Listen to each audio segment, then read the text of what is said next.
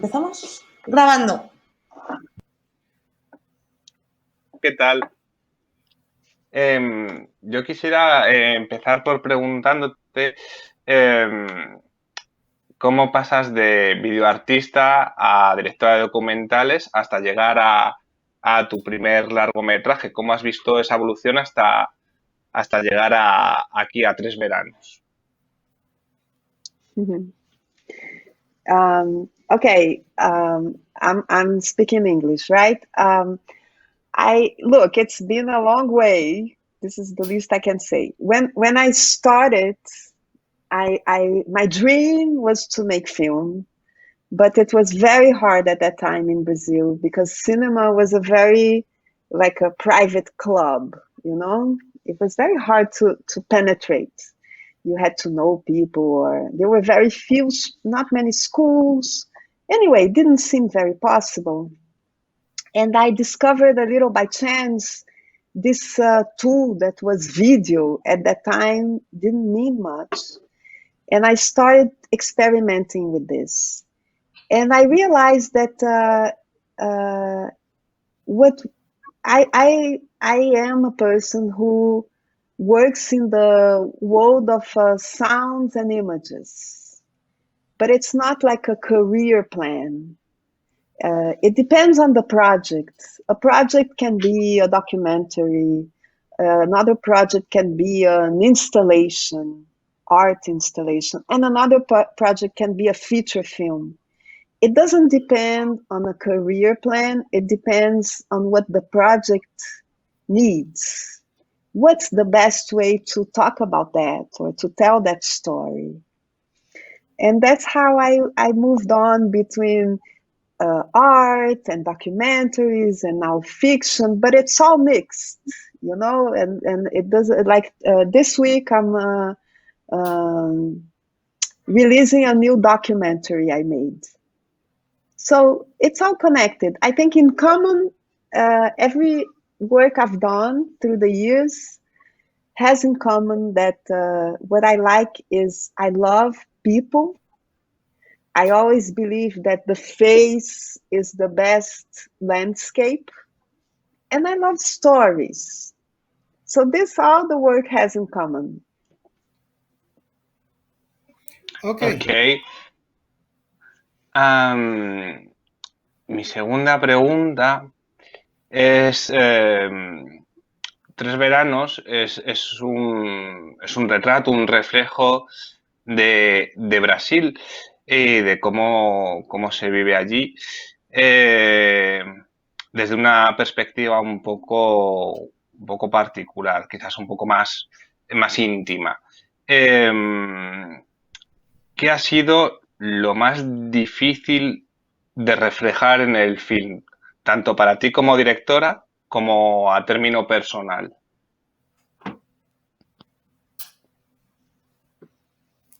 What has been the hardest part to express in the film? Yeah. This is the question? As well as personally. Okay. Okay.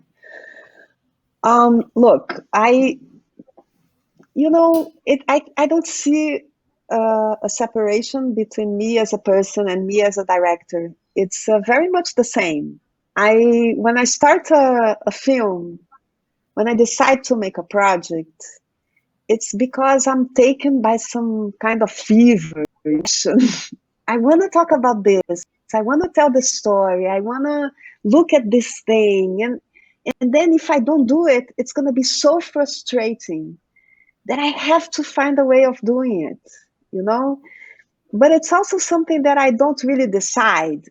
You don't decide, I'm going to fall in love today. Today I'm going to go out and I'm going to fall in love. You can't decide it. It just happens. So everything I do, it's I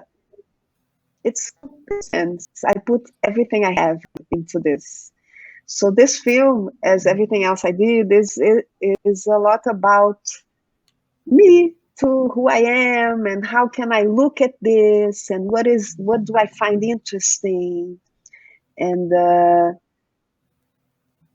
I think this is the most challenging thing, but it's also the most exciting part of the work.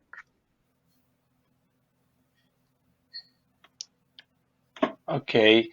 Am,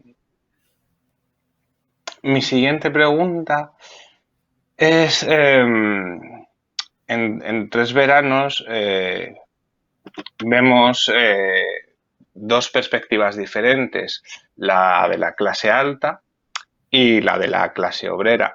Y en el cine muchas veces se refleja solamente lo que es la alta sociedad. Eh, ¿Cómo decidiste jugar con con estos dos puntos de vista? Look,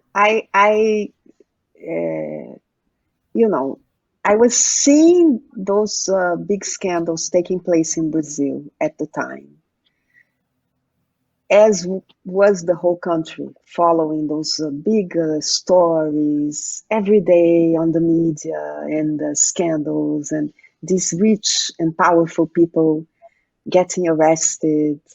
It was a very intense moment. And I asked myself, we never saw in the stories, we never saw what was happening to the people around them, around these rich and powerful, the people that depend on them, that orbit around them, the employees. And I started asking myself this question. And that's when I decided to do the film in this way, because it was a real desire to look at these people, and see what was going on with them.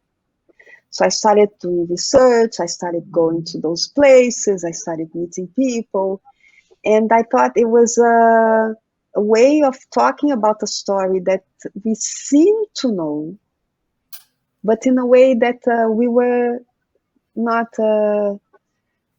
listening, not seeing. ¿Dirías que te ha resultado difícil ofrecer un retrato de Brasil y o sea, del lugar donde vives y que la gente pueda entender que ni que no todo en la alta sociedad es algo más que apariencia?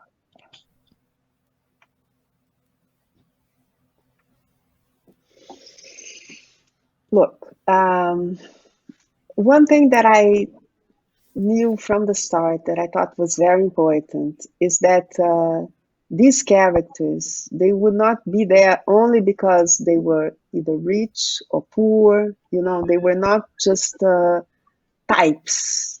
They had to be real people, human beings, complex people that we felt they existed, and even sometimes we could feel we knew them or even recognize ourselves in them. So the rich guy is not just the bad guy, you see his relationship to the father, the relationship to the wife. The poor people, they're not saints. They are completely involved in this complicated net of favors, and they depend on this too. So I think it was very important, and it took a lot of work to not fall into these, stereotypes or cliches. The rich, the poor. The more human they are, the more real they seem. I think it only makes the story more powerful. Ok.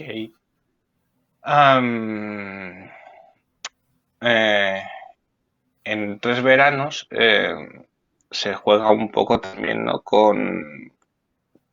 Con el tiempo a través de las diferentes fiestas de gala que hace la alta sociedad y cómo esas galas que hay en la película van surgiendo las pequeñas complicaciones de los personajes, pues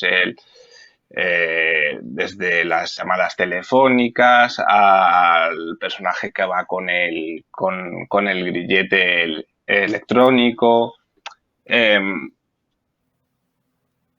Resulta complicado mezclar comedia y drama en una película como esta, donde pequeñas situaciones van generando estrés, intensidad, tanto a la situación como a los personajes.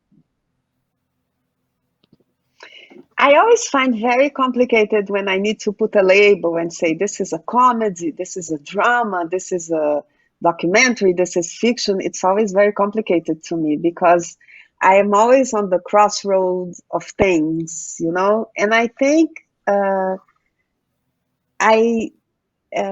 it's a little bit like in life. Suddenly you're laughing your heart out, you're finding this the most funny thing, and then suddenly when you see, you're crying, you know? Nobody prepared you for that. So I wanted to, the film has moments of great joy and laughter, and also has moments of big melancholy and sadness. And I think this puts the film closer to life and not to a genre.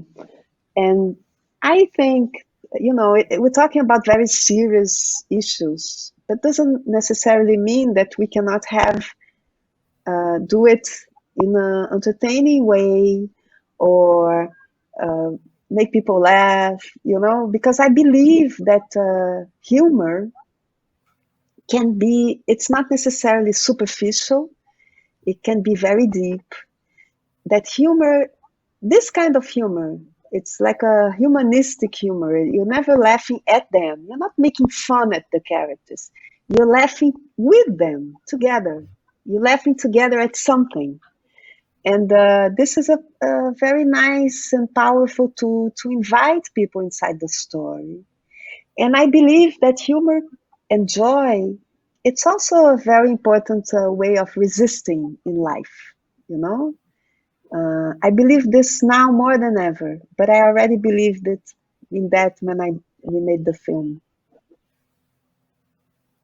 Y para terminar, porque no creo que nos quede mucho tiempo, después de 3 veranos, ¿te gustaría hacer, o entre comillas, terminar una tetralogía, 3 veranos, 3 otoños, 3 inviernos, 3 primaveras?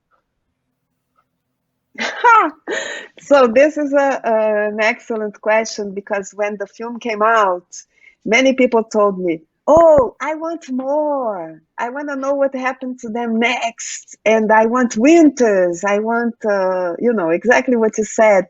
And so many people started saying this to me that I thought, me too, I also want. And so I'm working on a new film that is a little bit the sequel, you know, it's the same characters in a different moment, but with this idea, because I think it's very nice to look at the world with them. Muito obrigado.